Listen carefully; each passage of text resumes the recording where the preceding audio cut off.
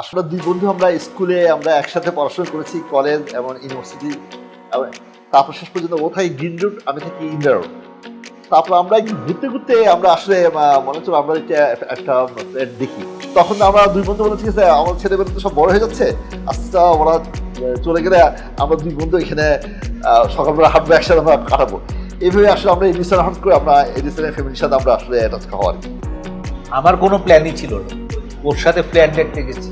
তবে এক সময় মনে হলো যে ঠিক আছে, ও যখন বললো ওইখানে কথা বলতে বলতে হঠাৎ করে ভালো লেগে গেল, ফ্ল্যাট একটা কিনে নেমে বললাম আর কি। যাই হোক, 2.5 বছরের জার্নি আমাদের খুব ভালোই কাটছে।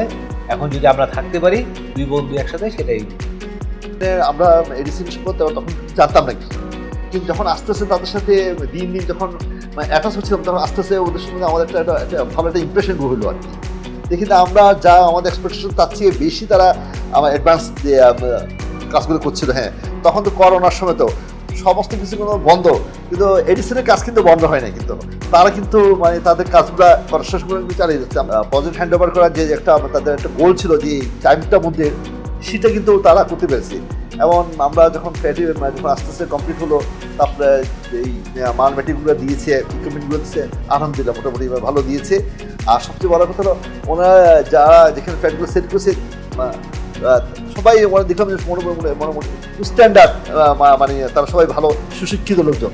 আসলে একখানে থাকতে গেলে একটা একটা ভালো প্রতিবেশী দরকার। হ্যাঁ, এই জিনিসটা দিকে দেখে যে এডিসন ইকুইপমেন্টের সাথে সাথে এই জিনিসটাও নিয়ে কিন্তু এডিসন লক্ষ্য রেখেছে। এই জিনিসটা খুব ভালো লেগেছে আমার কাছে।